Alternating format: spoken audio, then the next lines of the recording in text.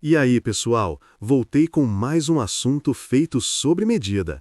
Aqui na Escola EGE, estamos sempre trazendo conteúdos pensados para te ajudar a compreender o assunto de forma simplificada e com uma abordagem leve. Então, vem comigo! Agora vamos falar sobre as tendências pedagógicas na prática escolar. Esse tema é muito importante porque aparece com frequência nas provas de concurso para professores e também porque ajuda a entender como a educação foi se transformando ao longo do tempo.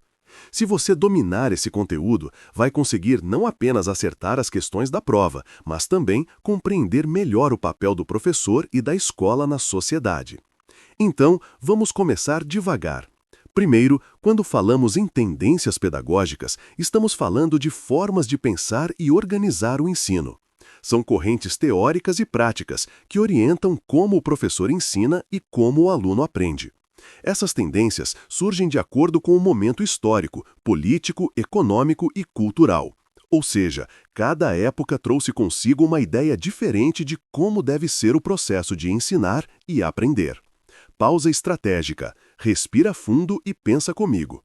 A escola que você frequentou quando criança provavelmente não é igual à escola que seus pais estudaram e, com certeza, será diferente da escola que os alunos de hoje estão vivendo.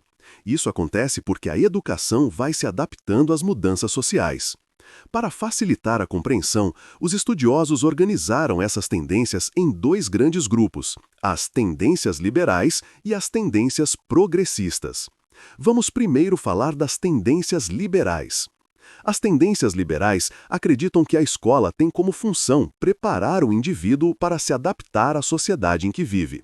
Ou seja, a escola forma cidadãos que vão se encaixar no sistema social já existente. O foco está na transmissão de conhecimentos e valores considerados importantes para manter a ordem social. Dentro das tendências liberais, temos várias subdivisões. Vamos ver as principais. Primeira, a tendência tradicional. Essa talvez seja a mais conhecida. Aqui, o professor é a figura central, o dono do conhecimento. Ele fala, explica e o aluno ouve e memoriza. O aluno é visto como alguém passivo, que precisa absorver o que o professor ensina. O método é baseado em aulas expositivas, exercícios de fixação e provas para avaliar se o aluno memorizou o conteúdo. Um exemplo clássico é aquela aula em que o professor copia a matéria no quadro, os alunos copiam no caderno e depois fazem uma prova para ver se lembraram. Segunda, a tendência renovada ou escola novista. Essa tendência surgiu como crítica à tradicional. Ela defende que o aluno deve ser o centro do processo. O professor ainda é importante, mas atua mais como orientador. O foco está na experiência do aluno, no aprender fazendo. Aqui aparecem atividades práticas, experimentos, trabalhos em grupo e a valorização do interesse do estudante.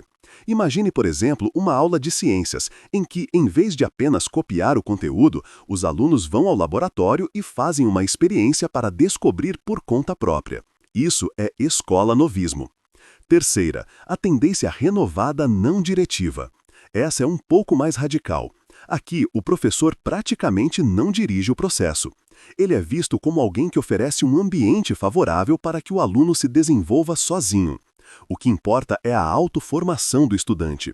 É como se o professor dissesse: "Eu confio que você pode aprender, então vou te dar liberdade para seguir seu próprio caminho." Claro que na prática isso nem sempre funciona, mas essa é a ideia central. Quarta, a tendência tecnicista. Essa surgiu no Brasil especialmente durante a ditadura militar, na década de 1970. O foco era preparar mão de obra para o mercado de trabalho. A escola era vista quase como uma fábrica e o ensino deveria ser eficiente, objetivo e produtivo. O professor era um executor de planos previamente elaborados e o aluno deveria seguir as instruções. Avaliações eram feitas para medir resultados, quase como testes de produção. Um exemplo, treinar os alunos para repetir procedimentos sem questionamentos. Agora vamos fazer uma pausa estratégica. Até aqui, vimos que as tendências liberais olham muito para a adaptação do indivíduo ao sistema social. Elas podem valorizar a disciplina, a memorização, a experiência do aluno ou até a eficiência técnica, mas sempre partem da ideia de que a escola deve formar indivíduos ajustados ao que já existe. Agora vamos mudar a chave. Mas primeiro deixa seu like, se inscreve no canal se ainda não é inscrito e ativa o sininho para o YouTube te avisar sempre que postarmos novidades. Agora sim, chegou a vez das tendências progressistas. As tendências progressistas entendem a escola de outro jeito. Para elas, a escola não deve apenas reproduzir a sociedade como ela é, mas sim ajudar a transformá-la. Aqui, o ensino é visto como uma prática crítica e libertadora. O aluno não deve apenas se adaptar, mas desenvolver consciência para transformar a realidade em que vive. A primeira dessas tendências é a libertadora, ligada ao pensamento de Paulo Freire. Aqui, a educação é vista como um ato político. O professor deve estimular o aluno a refletir sobre sua realidade, problematizar e buscar soluções. O diálogo é essencial.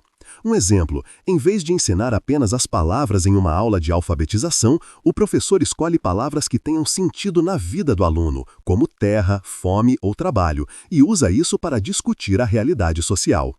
A segunda é a libertária. Essa tendência aposta na autogestão, ou seja, na ideia de que a escola deve ser um espaço democrático, onde alunos e professores decidem juntos os rumos do processo educativo. A sala de aula vira uma espécie de assembleia, onde todos têm voz e vez. É uma proposta mais radical, mas muito voltada para formar sujeitos autônomos e conscientes. A terceira é a crítico social dos conteúdos. Essa é muito importante para provas de concurso. Ela combina a crítica social com a valorização do conhecimento sistematizado. Em outras palavras, não basta só criticar a realidade, é preciso também dominar os conteúdos que a humanidade já produziu. O professor aqui tem um papel ativo, ele seleciona os conteúdos mais relevantes e os apresenta de forma crítica, ajudando o aluno a relacionar teoria e prática. Um exemplo seria ensinar história, não apenas como uma linha do tempo, mas como uma reflexão sobre os conflitos sociais e as lutas por direitos.